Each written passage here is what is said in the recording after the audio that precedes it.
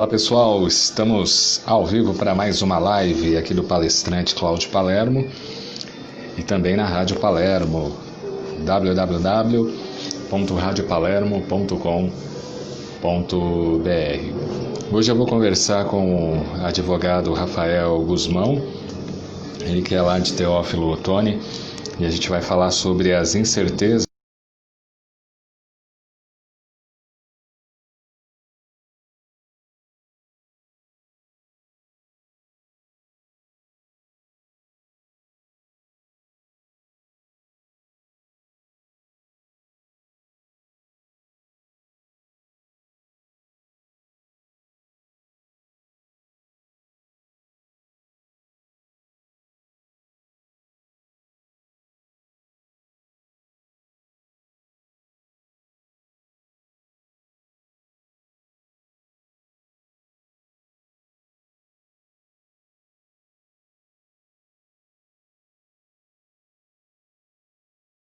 mais profissionais de rádio do Brasil, que muitas rádios usam no Brasil, que é a BR Logic. Então não sai do ar, não tem problema de o seu programa não ir para o ar, o seu anúncio. Então você pode ficar tranquilo quanto a isso. A coisa é bem profissional. Dá uma ouvida na rádio, a gente já tem 4.560 acessos por semana. E vale a pena divulgar a sua empresa. Todo mundo agora está na web, todo mundo está divulgando o seu trabalho. Enquanto ainda a quarentena não termina, o isolamento social não termina de uma vez, todo mundo está aí nas redes sociais divulgando a sua empresa. Então a Rádio Palermo está aberta aí a você, ao seu serviço, à sua empresa, à sua indústria, para que você divulgue aos seus clientes e de uma maneira diferente, porque você vai divulgar numa rádio web que tem um som digital, uma qualidade de FM, as vinhetas estão muito bacanas, são vinhetas com um super locutor profissional que é o Oséias Júnior, que também é lá de Teófilo Otoni, a mesma terra aí do Rafael Guzmão, que já está na audiência aqui com a gente. Então, entra, ouça radiopalermo.com.br. Se te interessar, manda o seu zap aqui pelo inbox do Instagram e também do site da Rádio Palermo. Você pode deixar a sua mensagem lá e a gente vai te apresentar todos os pacotes, tanto para anúncio quanto você ter o seu programa de rádio na nossa web rádio. Então, sintoniza www.radiopalermo.com.br. Já mandar um beijo aqui para Andréa Caetano, que já está na audiência. Hoje a gente vai conversar com o Rafael Guzmão sobre os contratos em tempos de pandemia e já vou conectá-lo aqui, mandar o nosso convite para que ele possa estar junto com a gente nesta transmissão aqui pelo Instagram e também você que está ouvindo aí na Rádio Palermo. Luiz, grande Luiz, está entrando aqui com a gente também. Obrigado aí pela audiência. Tem projetos futuros aí em oratória e rugby. Vamos falar com os atletas do rugby e de outros esportes também. Tem coisa boa aí, oratória 5.0 também nos esportes. Valeu aí, Luiz, um abraço. Mora Alves, que está com a gente também, inclusive tem o banner da Mora lá no nosso site, para você conhecer as obras e todo o trabalho dela, não só na parte de livros, mas também na parte de pintura. Muito bacana, uma grande artista aqui na cidade de Guarulhos, que apoia também o nosso projeto na Rádio Palermo. Deixa eu conectar. Direto de Teófilo Otoni, Minas Gerais, senhoras e senhores. Rafael. Fala, Rafael, tudo em ordem? Opa, tá me ouvindo? Estou te ouvindo. Opa, boa tarde, Palermo. Essa pandemia aí, essa loucura. Oi? Você está em casa? Não. Hoje eu estou no escritório. Tive que dar andamento nas coisas, apesar de que o Flotone ontem aderiu a um programa do governo de estado, de Minas Consciente, para questão de volta gradual dos estabelecimentos, e a gente ainda não, enquanto escritório de advocacia, assessoria jurídica, serviço jurídico, ainda não se enquadrou na onda, por assim dizer, que são por ondas verde, branca, amarela, vermelha, e assim gradativamente. Mas em que se pese a gente não está podendo funcionar, entra tranca a porta porque os prazos nos processos eletrônicos continuam, o cliente precisa né, de uma assistência, e tem conta para pagar também. A gente vai falar de contratos hoje, então as coisas são mais ou menos nesse sentido, o que se diz respeito à pandemia de uma maneira geral, né? Uhum. E assim, Entendi. Paulo, a gente que vive, né? Você está em Guarulhos, região metropolitana de São Paulo. A gente que está aqui, né? A gente já fez uma live lá atrás falando sobre isonomia de negócios, que foi justamente falando dessa questão dos mercados abertos, mercados fechados, como que se faz isso, como que se delimita a questão da essencialidade dos produtos, a sobrevivência de muitas famílias que dependem disso. Sim. Eu vou até pedir licença já a você e a algumas pessoas que pode ser que já tenham nos assistido, que eu vou ainda num momento ou outro citar de novo o que a gente já falou lá atrás, porque não deixa de ter pertinência, não deixa de ser algo que está sendo vivenciado, inclusive até hoje, né? O Sim, momento claro. hoje ele é muito complexo, há uma discussão muito grande.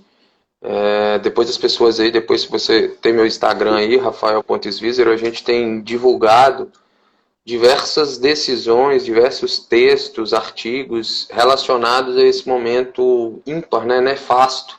A gente vai estudar história daqui a um tempo e vai lembrar do que a gente está vivendo, o mundo viveu em 2020 como uma praga mundial, como uma pandemia mesmo. E quando a gente foi falar de contratos, a gente precisa, antes de falar de contrato propriamente dito, Palermo, e eu deixo você bem à vontade, o pessoal dos comentários, as perguntas, porque eu estava até assistindo um professor que é um dos meus maiores ídolos na defesa do consumidor moderno, o professor Renato Porto, um carioca, e ele justamente dizendo isso, que o momento da live é um momento de... O Renato Porto ele sempre diz, de trocar ideia, de bater papo, de falar de uma forma Sim. diferente do que tem para a forma coloquial, para a forma técnica demais, porque a gente está falando para um público que vai de A a Z, né? A gente não está fazendo uma live ou uma aula numa faculdade de direito ou em um programa específico. Então a gente tem que, em algum momento, tentar contemplar todos aqueles que nos prestigiam, e realmente é um bate-papo, é uma prosa. A gente tem diversos tipos de contrato. Do que vocês quiserem falar, a gente está à disposição. Tem contrato imobiliário, a questão de locação residencial, Boa. Não residencial, plano de saúde, mensalidade escolar, clubes e academias. Então, assim, tem uma série de contratos bancários. Então, assim, existe uma série de vertentes, né? A gente tem um tronco, contratos, e aí a gente tem, diante dessa pandemia, diversas vertentes a serem debatidas, discutidas. Então, assim, eu estou à disposição, assim, é uma satisfação já entrando já no tema, uma satisfação enorme. Eu me sinto muito à vontade de trocar ideia com você, apesar de corintiano que é. Porque a gente sabe do tamanho do seu coração, no sentido de ajudar as pessoas, trabalha em rádio, faz um trabalho maravilhoso no que se diz respeito a olhar para o próximo. E eu acho que esse momento é o que a gente mais precisa, né, amigo? É empatia, não é cuidar só do seu umbigo, do seu terreiro, é tentar olhar um pouco para o sofrimento alheio, para o que as pessoas lá fora estão vivenciando, e a gente tentar, de uma forma ou de outra, orientar, consolar em alguns momentos. E aqui eu queria aqui fazer alguns cases aqui do próprio escritório, do próprio que é vivenciado, claro. E que nada mais é do que revisão contratual, nada mais é do que discussão de contratos em tempos de pandemia. Estou à sua disposição. Se você falar, vai tocando aí, eu vou falando. Véio. Eu falo, advogado, né, fala muito. Você veio para falar, cara. Antes de fazer a primeira pergunta, mandar um abraço aqui para o pessoal que está entrando. A sua imagem para mim está congelada. Agora eu não sei para o pessoal que está acompanhando se eles estão com a imagem boa aqui, ó, o Diegão aqui comigo. Ana Cláudia Marques. Pode falar. Eu tô enxergando, tá movimentando aqui, só se para você só tá congelado, eu não sei. Não, alguém aí que está assistindo. A Sara Isabela, isso? Obrigado. Ana Cláudia Marques, advogada, também está com a gente. Falei. Diana Camila está aqui também, nos acompanhando. Muita gente está entrando aí. Pode falar. A imagem do Dr. A imagem do Dr. Rafael não está boa. Eu vou sair, me convida de novo, que pode ser alguma coisa aqui na conexão, eu saio e entro de novo, beleza? Beleza, vamos lá.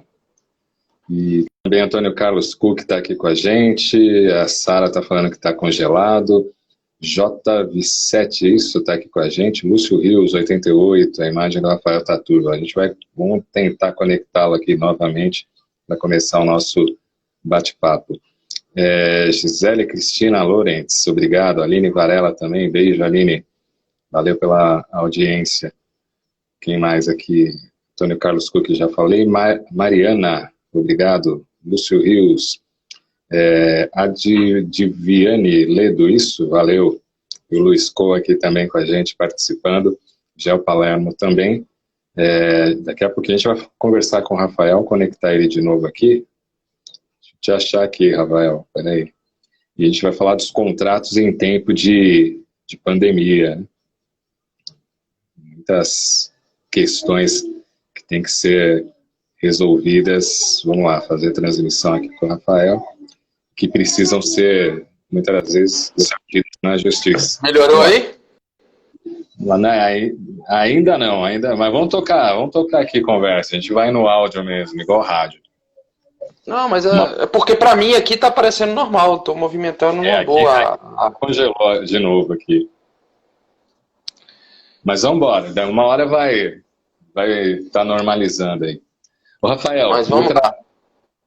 Você sabe que Guarulhos é uma cidade grande, é uma cidade com 1.379.000 habitantes, e aqui deu uma quebradeira geral, porque teve comércio que fechou em março e não vai abrir nunca mais, né? Porque as pessoas tiveram aí muitas dívidas, boletos chegando e não tinha dinheiro entrando por causa da questão do distanciamento social. E o que mais se fala aqui na cidade é a questão relativa aos aluguéis, tanto de quem mora em residência, quanto tem um imóvel aí comercial. Como é que você está vendo, se isso já chegou aí no seu escritório, e como é que está sendo resolvido esta questão? Palermo, vamos lá.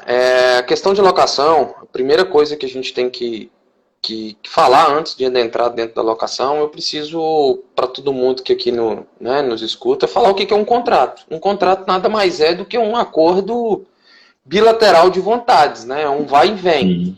Vai para um como direito, vem para o outro como obrigação e assim vice-versa. Enquanto eu estou tendo direito a algo, alguém está tendo a obrigação para cumprir com esse meu direito, do mesmo jeito que eu tenho a obrigação e alguém tem... Vamos lá, no contrato de locação.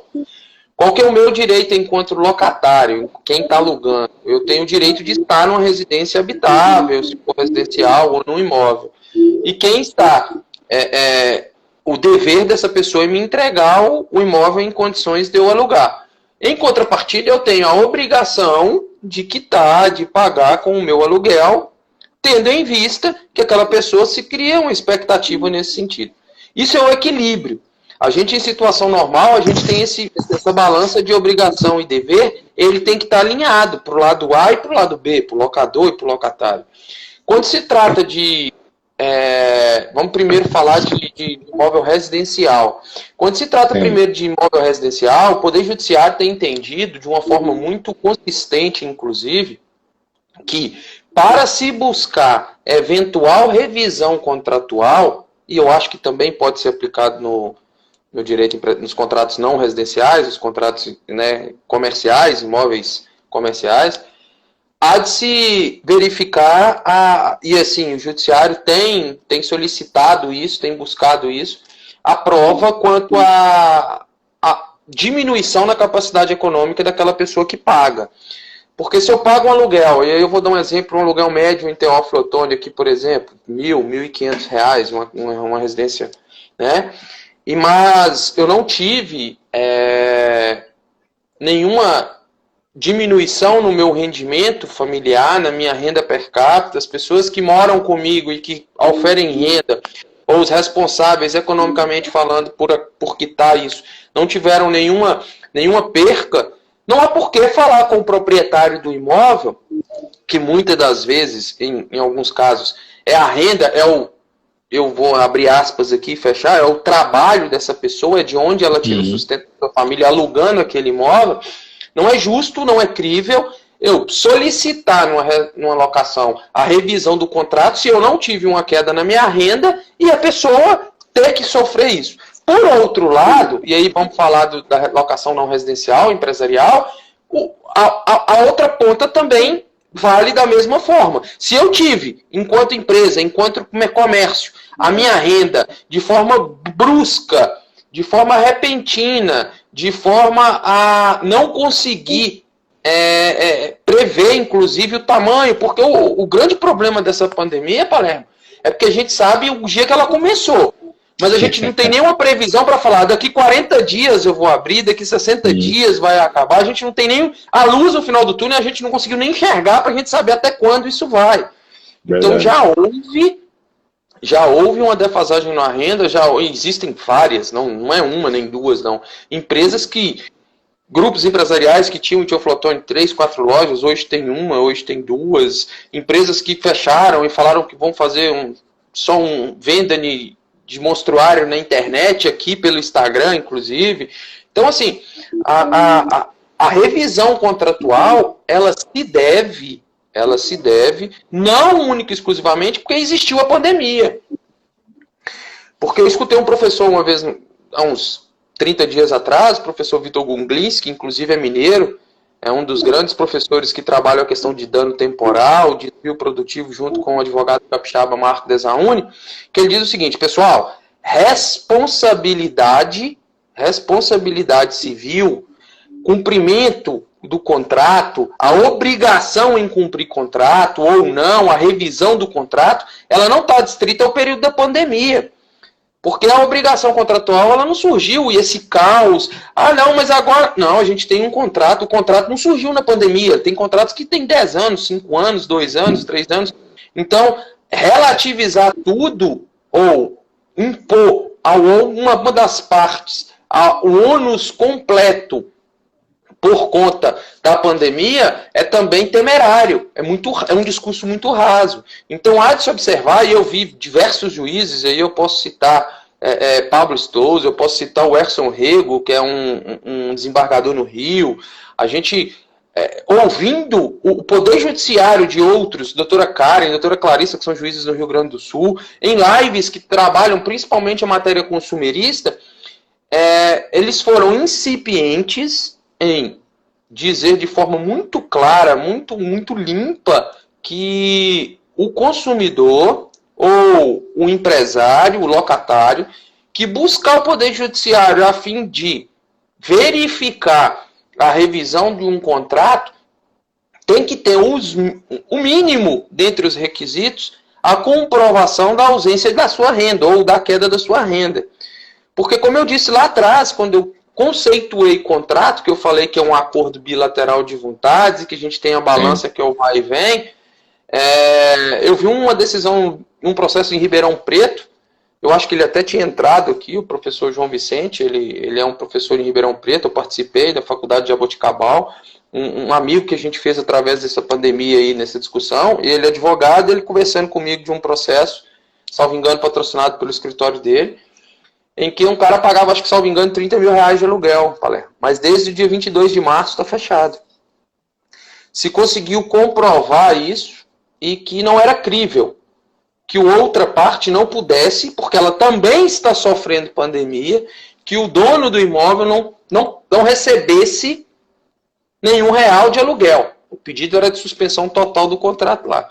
Mas também não era crível, porque deveria uma empresa ter um mínimo de organização econômico-financeira para enfrentar, ainda que por um período curto, alguns problemas, a crise, não que seja do tamanho que está e que será, né, igual uma crise pandêmica, mas que não era justo porque o objeto daquele contrato ele estava abalado em razão de quê? Qual que foi o real objetivo do aluguel por aquela empresa ter alugado um galpão, pagar 30 mil reais de aluguel?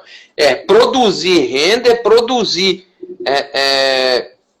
e ganhar dinheiro, por assim dizer, falando popular, para conseguir pagar e ter a sua rentabilidade. Se ele não estava produzindo, o objetivo para ter ligado perdia o sentido. Então o Poder Judiciário determinou, salvo engano, o pagamento de até 30%. Então de 30% a empresa pagaria 9%, o que já é um valor, ainda assim, um valor economicamente para a nossa região, aqui em Teoflotone, um valor vultuoso, mas para grandes empreendimentos no interior de São Paulo, a gente sabe que é mais ou menos por aí, 20%, 30%, que é o tamanho do galpão, são fábricas, indústrias. Então, aí em Guarulhos, só para você entender, o tamanho de Guarulhos são só 10 vezes maior que Teoflotone. Teoflotone tem 130, 140 mil habitantes. Então a gente, em termos no que se diz respeito à população, é 10 vezes maior. E se aí está sofrendo desse jeito, imagina aqui na ponta, imagina para cá no interior, na cidade que a gente costuma dizer que é uma economia de maioria das vezes, subsistência, economia familiar. Teoflotone é uma cidade extremamente comerciária, 90%, 95% da economia gira em torno do comércio, e com tudo fechado, então assim, a pessoa não consegue produzir, e aí eu vou começar citando casos. Eu atendi um cliente que trabalha com um buffet. Tá. Aluga mesa, aluga cadeira, aluga móveis. De uma maneira geral, ela trabalha com aluguel com aluguéis de prataria, mesa, cadeira, enfim, tudo de utensílio, colheres, toalha para mesa, essas questões de aluguel. Ela tem um imóvel que é um imóvel residencial dela e que também ela usa como um galpão, que é cerca de 6 salários mínimos. E ela ainda, porque o espaço ficou pequeno, ela precisou alugar um outro por 2 salários e um pouquinho. A gente está falando em algo em torno de R$10 mil de aluguel, para um segmento que acabou, a gente sabe disso, um segmento que está praticamente zerado e vai ficar zerado por mais um ano, porque ainda que acabe amanhã, as pessoas ainda com receio desse vírus estar circulando, não vão fazer festa, não vão aglomerar, não vão se reunir assim, a ponto de alugar e montar uma festa. Essa pessoa ela tem, salvo engano, 10 ou 12 empregados, e que eu não sei a remuneração exata, mas cerca de R$1.000, R$1.500 com os encargos sociais. Se a gente colocar 10, vai a R$15 mil. Então essa empresária, coitada, ela arranca com 25 mil de prejuízo, isso há 90 dias atrás. Se a gente colocar 3 meses aqui para frente, ela já acumulou um prejuízo sem oferir R$1 de renda, 75 mil. Como que essa pessoa vai conseguir sobreviver? E aí é que a gente tem que, por um lado, pelo outro, olhar para o lado do locador, por assim dizer, e falar, mas o locador também faz a feira dele com base no aluguel desse. Mas a empatia, a humanização da relação contratual, ela vai ter que existir de forma, e aí eu sempre digo isso, eu falei isso na outra live quando a gente disse de isonomia nos negócios, sim. Porque perder, todo mundo vai perder, Palermo. A gente tem que agora buscar unir forças para se perder menos. Porque eu do lado daqui de um contrato eu vou perder, o outro do lado de lá com certeza também perderá. Então a gente tem que dar as mãos, buscar uma solução para ver o quão menor será o prejuízo de ambos, porque haverá perca para os dois lados. Uhum. E aí a gente fez uma proposta, olha para você ver, a gente fez uma proposta nesses aluguéis, ela acho que tinha carros, veículos, ela conseguiu agregar, está conseguindo, né, fazer a feira dela, e a gente chegou num denominador comum que a gente vai zerar esse débito aqui, e daí para frente a gente conseguirá promover um aluguel até se passar a pandemia ao percentual de 50% do valor contratado. Ou seja, resolvi o problema dela? Ainda não. A gente tem outras demandas e que pode ser feito. Mas o locador, naquele momento, de forma amistosa, através até de uma imobiliária que o representa, teve a sensibilidade de falar, esse empresário está quebrado. Ou eu negocio, prorrogo, concedo o desconto necessário, ou ele vai me entregar, não vai ter condição de me pagar porque o negócio dele está quebrado, está falido, não vai ter agora, e eu não vou conseguir alugar esse imóvel tão cedo.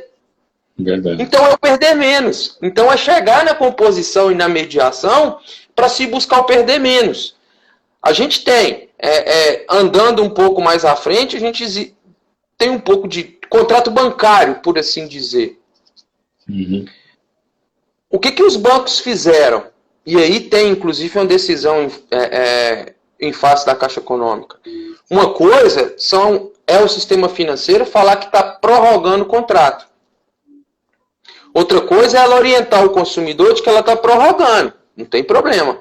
Mas essa prorrogação, ela imputará ao consumidor juros, porque a prorrogação nada mais é do que adiar um pagamento que deveria ser feito hoje, pagar lá na frente. O banco vive de quê? Vender dinheiro, vender crédito. Sim. Há uma falsa percepção da mídia de uma maneira geral, e assim, vazou isso de uma forma errônea para a sociedade de maneira geral, que falou assim, ó, o sistema financeiro, os bancos estão prorrogando os contratos porque fizeram um acordo, conversaram e estão negociando isso para prorrogar os contratos. Só que eles não falaram, e em algum momento, e eu vou falar porque é público, a Caixa Econômica Federal disse que não teria custo nenhum essa prorrogação na sua publicidade.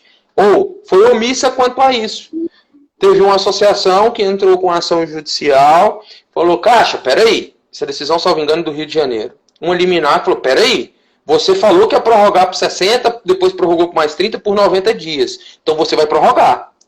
Congela esse contrato aqui e volta ele lá de dias sem nenhum acréscimo no valor da parcela pactuado lá atrás. Porque senão eu não estou prorrogando. Eu estou fazendo uma renegociação, uma renovação do crédito com juros sobre juros. Sim. Então, assim, o que a população tem que estar atenta é a forma. Se for orientado, falar, eu não tenho como renegociar esse contrato. Ah, tudo bem. Eu tenho como prorrogar, vou te cobrar uma taxa. Eu não estou falando que está errado renegociar cobrando juros. É menos empático? Pode ser. Mas também o que não é correto é a ausência de transparência. E aí, entrando numa outra esfera, contrato escolar, mensalidade escolar, Palermo. Que é outra coisa também que deu... Aqui em Minas, inclusive, houve em São Paulo, o secretário Fernando Capeza aí do Procon de São Paulo, ele fez de forma linear, falou que tinha que abaixar o valor até 30% no mínimo, porque as pessoas estavam sem renda, e colocar de forma linear um contrato nesse sentido, sem entender a realidade da escola e do contratante, no caso dos pais ou dos próprios alunos, é no mínimo temerário. E aí eu achei uma ação de uma instituição, do Instituto de Defesa Coletiva, um instituto aqui de Belo Horizonte, que ele entrou com ação contra um colégio, uma grande marca, uma grande franquia que está no país inteiro, e ela dizia o seguinte, exigiu, olha que interessante, entrou com ação para revisão de contrato escolar, de vários pais, de vários responsáveis financeiros de contratos. E o que ele dizia, Palermo? O que ele quis dizer e como ele quis dizer? A ação, a liminar, que foi concedida foi no sentido seguinte, o colégio tem um prazo, salvo engano, de 10 ou 15 dias para apresentar de forma transparente, clara, objetiva, planilha dos custos e por que concedeu esse desconto ou não concedeu desconto nenhum. Porque o momento, Palermo, é de transparência. Sim. A adaptação da educação, a gente sabe que saiu agora uma portaria e que prorrogou o estudo remoto até dezembro.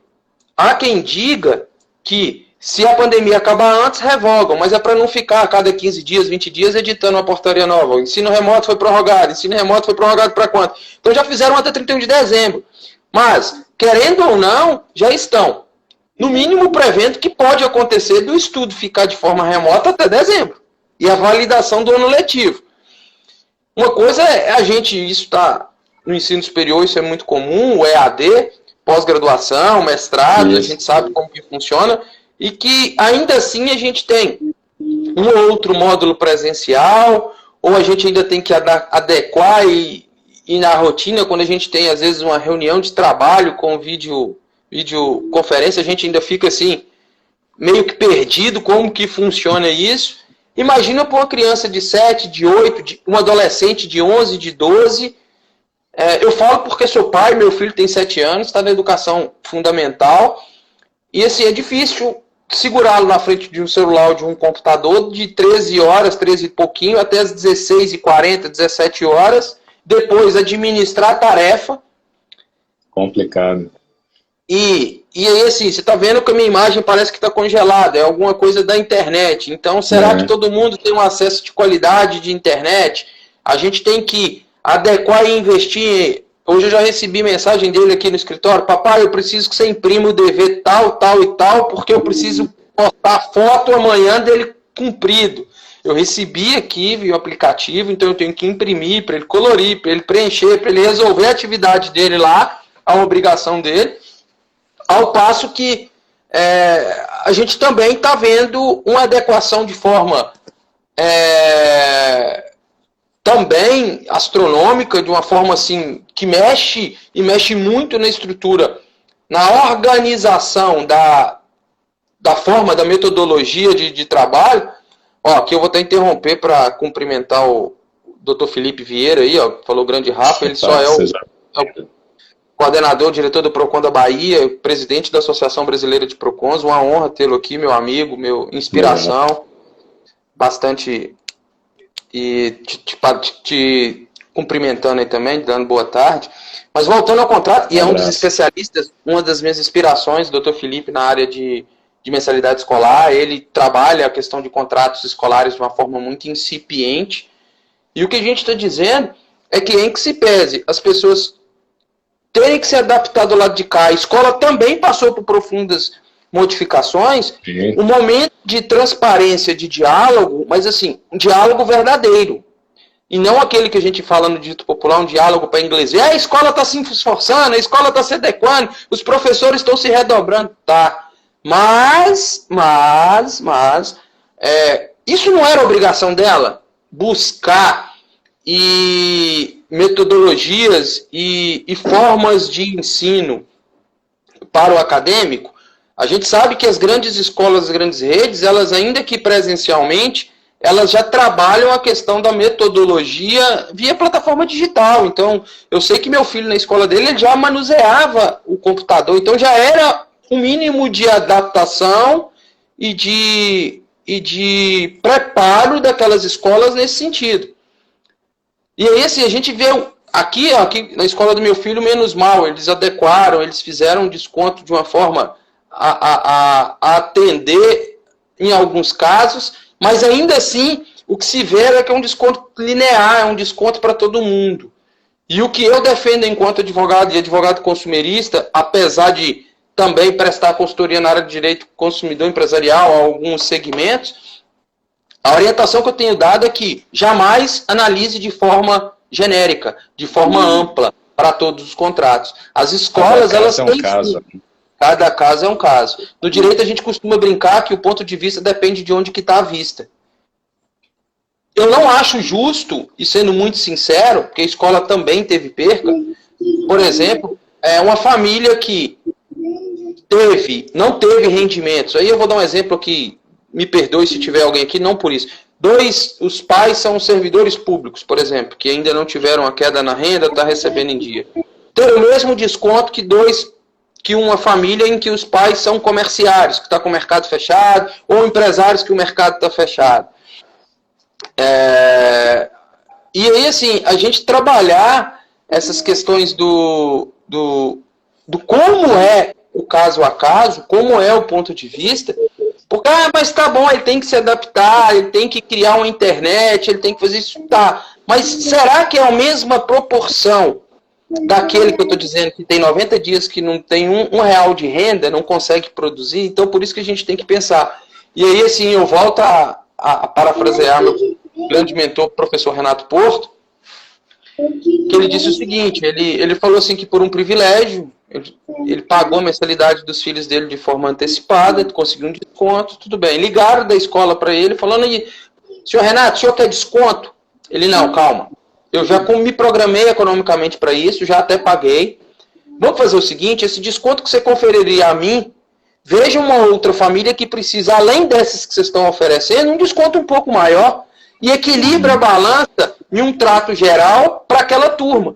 Porque a gente sabe que a formação do preço da anuidade ou semestralidade, ela é variável de acordo com o número de alunos, e como ela tem essa questão da capacidade do número de alunos, a projeção de perca ou de ganho, principalmente nessa pandemia, é essa conta que ela tem que fechar. É essa conta que a gente ainda não enxergou, ou pelo menos não viu, e as escolas, os sindicatos de escola estão falando, e não querem nos mostrar. Então daí se surge essa celeuma, essa discussão estrondosa, e Sim. que mesmo, e assim, eu gosto de dizer que as pessoas às vezes taxam o contrato como um mero instrumento com código de barra. O consumismo hoje, né, de forma exacerbada, trabalha como se fosse um contrato, cumpre, se você não tem condição, tira. Não é assim. E esse, a gente trabalhando essa questão de...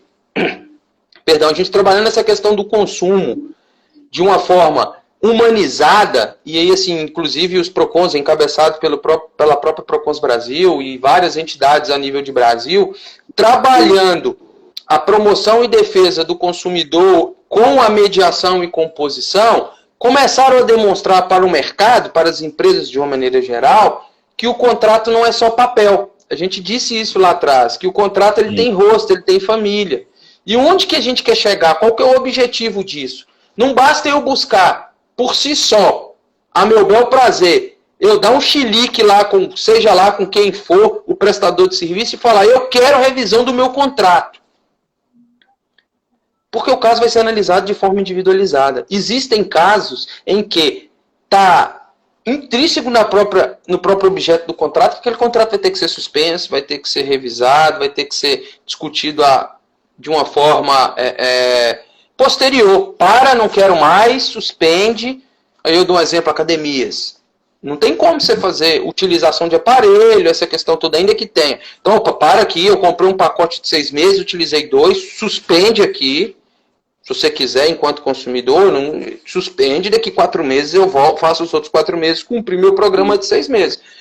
Agora, a gente falando de contrato escolar, mensalidade escolar, como que eu vou trabalhar, como que eu vou orientar, e aí chegando no escritório um pai ou uma escola, a revisar o contrato sem antes a gente entender a realidade daquele momento.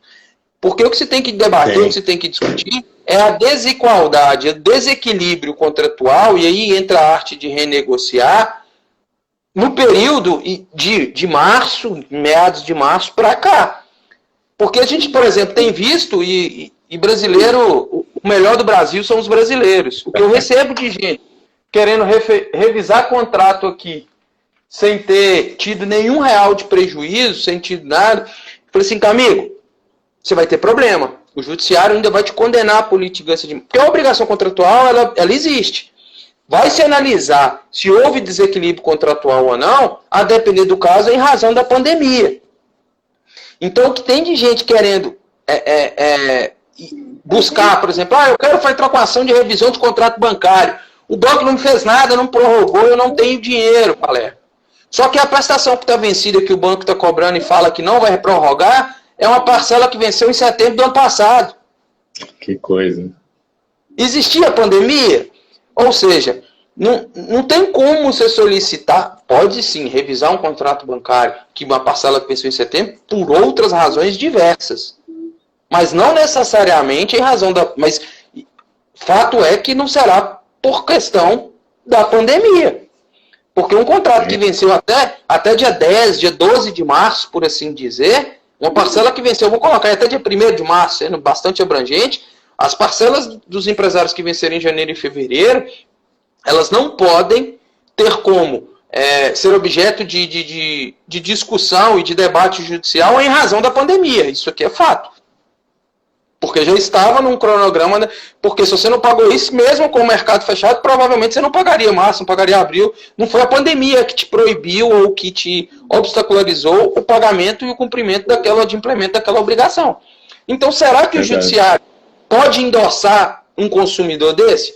Pode endossar uma empresa dessa, falando de contrato empresarial? Então, assim, é essa discussão, é essa celeuma, por assim dizer, que tem que ser orientada, que tem que ser visualizada, que tem que se trabalhar. Totalmente, né? Sim, falando um pouco de resolução de conflito, de contratos, de uma maneira geral, eu quero falar de um contrato específico, tá, Palermo? Eu gosto de falar para pessoas, de falar para pessoas independentes, assim como você, trabalham com transparência, com ética, que não tem, eu costumo dizer aqui, me perdoe a expressão, com rabo preso com ninguém, porque a gente pode falar de todos os segmentos, de uma maneira técnica, sem citar nome, mas orientar as pessoas de quais são os seus direitos e como que tem que trabalhar. A primeira questão, assim, falando, só dando um parêntese antes de eu entrar nesse tipo de contrato que eu vou falar agora, é que o primeiro passo é procurar o outro lado da mesa. Bebendo água aqui, eu não sei se você está vendo, só para molhar a palavra. Aqui. Bom, enquanto você bebe água aí, ó, vou mandar um abraço aqui para Paty Oliveira. Felipe Zuizeira, irmãos? Seu irmão? Meu irmão que está em Portugal. A gente está tendo presença internacional aí. Ó. Olha só. O Lipe Vieira fala, né? O TAC na Bahia foi tomado como base para as novas diretrizes do sistema no trato com as escolas, né? Você estava comentando esta questão. O sistema ele é muito... Apesar de hoje existir um embate muito forte relacionado com quem coordena o sistema, que é a própria Senacon, Secretaria Nacional do Consumidor, os PROCONs, de uma maneira geral, eles são muito unidos nesse sentido e encabeçam o que a PROCONs Brasil meio que delibera, no sentido, porque não delibera de cima para baixo. Parte do chão de fábrica das pessoas que atendem os consumidores na ponta, quais são os seus anseios, vamos formatar um documento a ponto de orientar quem efetivamente atende o cidadão brasileiro e, de uma maneira muito concisa, se formata um documento, se encabeça isso e se traça diretrizes. A Procons Brasil, por exemplo, ela formatou diversos minutas de documento e fornece, tem um compartilhamento de documentos que é espetacular. E a gente trabalha isso a fim de unificar o procedimento e fortalecer Eu falo Galo 13, meu rosto é feio demais, é melhor eu escutar só a minha voz, as orientações. O Palermo congelou a minha imagem. E assim, de forma a unificar o procedimento a ponto de estabelecer e determinar o quão importante é que aquele fornecedor que quer lesar o consumidor de uma maneira geral, ele vai na Bahia, ele vai tomar uma porrada, ele vai no Sul, ele vai tomar a mesma porrada, ele vai lá no Rio Grande do Norte, no Amazonas, ele tem que tomar a mesma porrada, nessa questão de guardar as devidas proporções e peculiaridades de cada região, mas um procedimento como um todo, então tem que ser uníssono, tem que ganhar força.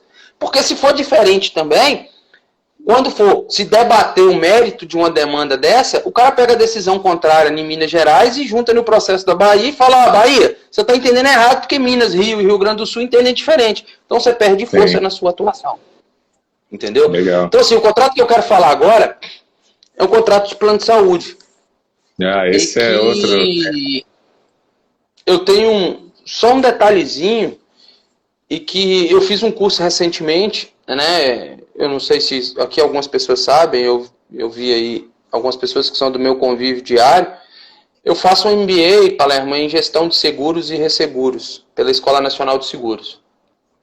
E dentro desses módulos, dentro da Escola de Negócios e Seguros, a escola que é vinculada à Confederação Nacional de Seguros Privados, ela fornece alguns módulos, tópicos especiais, dentro do seu próprio MBA, para aqueles alunos que querem... Nesse período de pandemia, eles forneceram alguns módulos, alguns cursos, e um deles que eu assisti foi Responsabilidade Social como Vantagem Competitiva. O qual você ser socialmente responsável, e o que é isso de uma maneira muito simples, de uma maneira muito rasa? É você ter empatia, você olhar para o lado, você entender a dificuldade do outro, se colocar no lugar do outro antes de tomar qualquer que seja a decisão. Nada mais é do que isso. Ao mesmo tempo, você respeitar o mundo que você vive e o meio ambiente que você está. Porque você vai precisar do meio ambiente de forma sustentável, de forma saudável. Sim. Então é unir o dinheiro com o povo, com o meio ambiente. Então você une essas três paradas, vamos assim dizer, esses três alicerces, você forma esse tripé e aí o tronco vem para a gente conseguir. A empresa que pensa dessa forma, e que tem esse mínimo de responsabilidade social, seja valorizando o seu time, seja valorizando a sociedade que ela está inserida, seja aderindo a campanhas ecologicamente viáveis, ela terá, num futuro próximo, e hoje a gente já vivencia isso, uma vantagem competitiva. Ela vai ter um selo de qualidade mais refinado do que aquelas que ali não se inserem. E aí, quando eu falo de responsabilidade social, é porque eu vou falar como não se ter responsabilidade social. Grandes operadoras de plano de saúde, mesmo sendo subsidiadas por um fundo para custear seguradoras, eu vou falar de seguradoras e tem também plano de saúde. Porque o plano de saúde, uma pergunta até pessoal, responda se quiser, você tem plano de saúde, assistência de saúde, Palermo? Você? Tenho. Quando você firmou esse contrato e assinou esse contrato, você discutiu com alguém ou você tinha a opção só de assinar e no muito por a data? Não, na verdade, o meu é pela empresa, né? Só assinei. Adere. Você só adere. Mesmo de forma individual. O que eu quero dizer para isso? A cláusula adesiva, o contrato de adesão, em que você adere, tá ali. Você quer desse jeito. Se você não quiser, tchau e benção. É mais ou menos por aí. Isso, é. Então, quando esse contrato a gente antigamente discutia, no direito civil, falava de cláusulas leoninas, ou seja, são cláusulas que já são pré-redigidas, predispostas e que você só terá acesso a ele daquela forma. Tem uma uniformização no formato das cláusulas contratuais, e eu vou falar do contrato de plano de saúde específico. E eu não sei se você sabe, você pode ler o seu contrato depois, que eu tenho certeza absoluta que o seu contrato tem como cláusula excludente de cobertura pandemia. Sim. Ou seja, você paga um plano de saúde. Eu tenho 36 anos hoje, a lata tá estragada, mas é só 36. E esses 36 anos eu devo pagar plano de saúde há uns 15, desde os 20 anos, que quando eu comecei, mais ou menos por aí. Eu quero o mínimo possível fazer um exame de sangue. Um exame de urina que seja, que não precisa nem de furar. Mas eu pago todo mês esse plano de saúde porque é um contrato que me exige, me tem um mínimo em que se pese a gente ter que valorizar o maior plano de saúde do mundo, que é o SUS, né? E isso é comparado no mundo inteiro, mas a gente quer ter uma assistência mais rápida, a gente quer ter uma assistência mais moderna, a gente quer ter, né, uma rede de profissionais mais rápida, então você paga justamente para ter assistência. Se você usar o minimamente possível, você está dando uma rentabilidade e que isso em milhares, milhões de reais. Você e todo o seu grupo. No momento que você mais precisa, ou no momento que você precisará, que pode ser até o último, Deus queira que não, mas se a pessoa for acometida pelo Covid-19, precisou ser internada, você vai entrar com a carteirinha lá, meu amigo, pandemia, Covid não cobre. Tá ferrado. É uma discussão que a gente estava aqui mesmo. Então, assim, as seguradoras e seguro de vida, eles estavam sendo questionados sobre isso e houve uma pressão, na verdade, houve um apelo popular, um apelo da sociedade civil de promoção e defesa de quem defende esses consumidores de seguro, por quem que se pese. E aí vem, logo depois, houve, né, e aí assim, para não falar, o doutor está falando bobeira, houve, por parte da Agência Nacional de Saúde Suplementar, ANS, houve pela SUSEP, regulamentação, mas já a posteriori, de que deverá cobrir. Aí por quê? Porque começou a chover a ação judicial e começaram as operadoras a tomar uma porrada atrás da outra, uma liminar atrás da outra, reuniram e falaram, gente, vamos regulamentar isso, porque senão o custo de um processo judicial é muito maior do que você regulamentar eu pagar o exame e eu pagar o tratamento. Sim. Então, quando eu falo de responsabilidade social, precisou ser economicamente inviável sustentar um processo desse, para depois, se somente se chegar na regulamentação das agências reguladoras que deveriam já ter feito isso lá no início. Entrou a pandemia, o contrato não prevê de plano de saúde,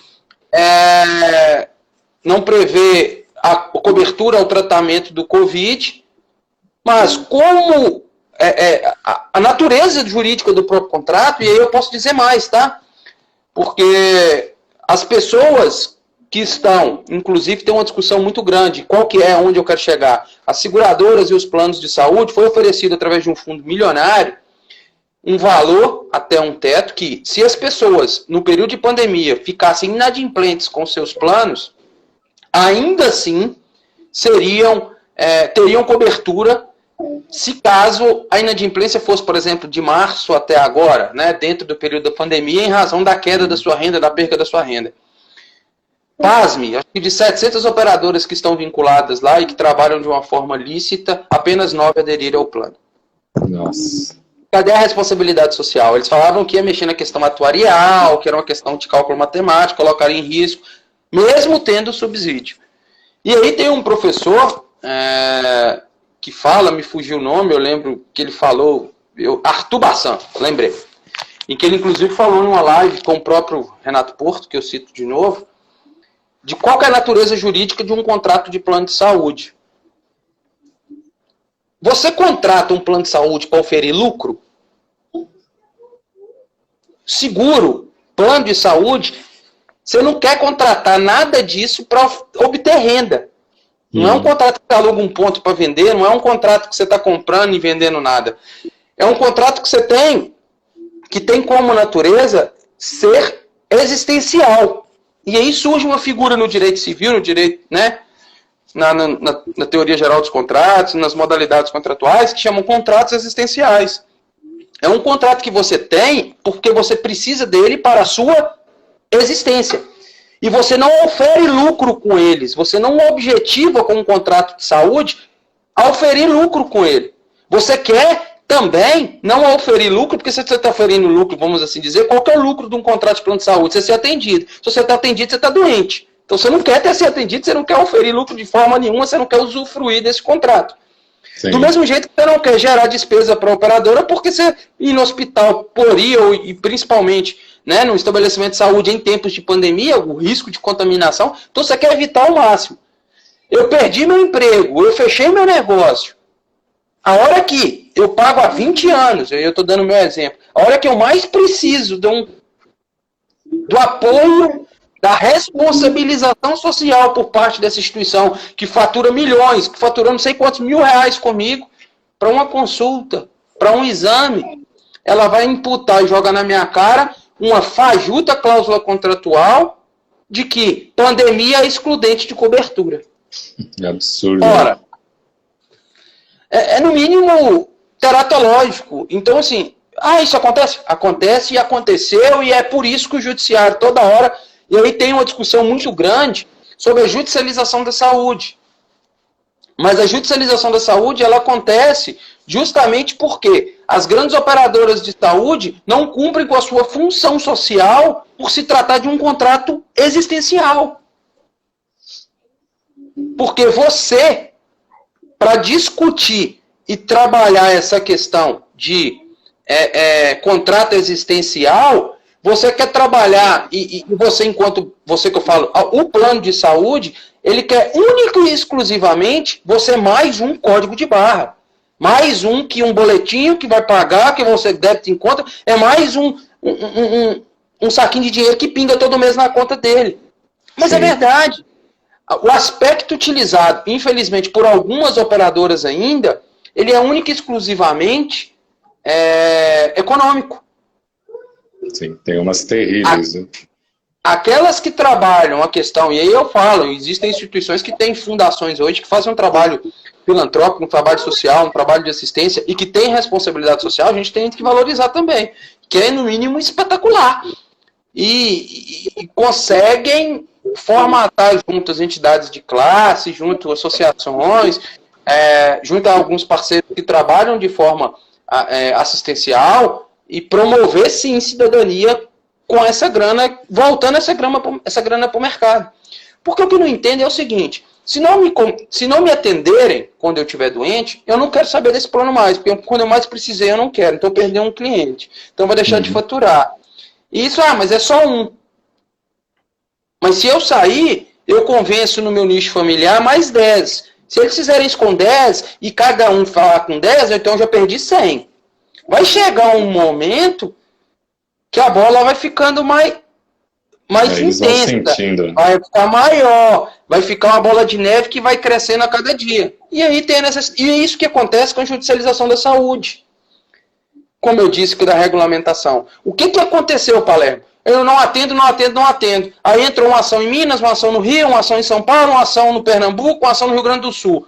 Essa operadora tomou porrada nesses estados todos. O que é tomar porrada? Já que a gente está falando na live, eu estou me empolgando até falando termo coloquial. Teve em seu desfavor uma liminar deferida para o consumidor. Peraí, eu tive que pagar advogado lá no Pernambuco, eu tive que manusear processo, e ainda assim eu fui condenado. Então, peraí, vamos regulamentar isso, que entra no meu cálculo atuarial, eu dou uma melhorada na minha planilha, eu discuto com o meu parceiro.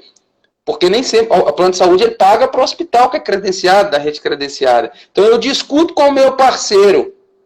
Isso, parceiro comercial, eu consigo adequar meu parceiro. Porque se eu não tiver ainda, tem uma celeuma muito grande. Tem uma discussão aqui, um comentário aqui. Tem o plano de 18 anos, espero não precisar para a Covid. A Dinaura, né? Escreveu aqui. Eu tenho certeza que não, graças a Deus. Aí, um colega aí de perto aí, ó, o Érico, coordenador do Procon de Embu das Artes em São Paulo. Opa, um grande amigo, uma grande inspiração. Érico. É um cara que literalmente conhece o mundo, uma cultura fora do comum. E até convido a levá-lo à Rádio Palermo, a Boa Nova, a Procon de Guarulhos, porque é um cara que tem um trabalho, olha que legal, responsabilidade social do Procon. Responsabilidade social do Procon, ele faz um trabalho de Procon nas escolas, de humanização do atendimento, ele é dos violeiros dos bons, então assim, ele ainda toca uma moda de viola na defesa do consumidor. É um cara espetacular, um amigo que a defesa do consumidor me trouxe, uma inspiração, porque tem uma sensibilidade para lidar com pessoas, com o direito do consumidor, e a gente fala de direito do consumidor, a gente fala de cidadania. Me passa o contrato depois. Passo sim.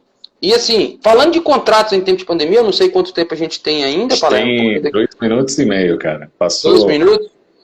Jato Passou rápido hoje, hein? Passou rápido.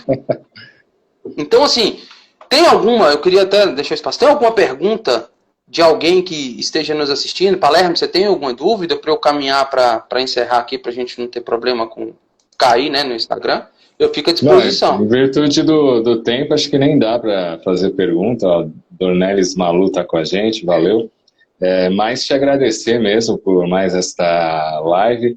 A primeira não deu para salvar, porque deu pau, bugou na hora de salvar. E parabenizar. Essa vai salvar seu áudio, né? Essa vai salvar seu áudio. Não vai estar. Também se falou que ia estar com a camisa do Gala e congelou.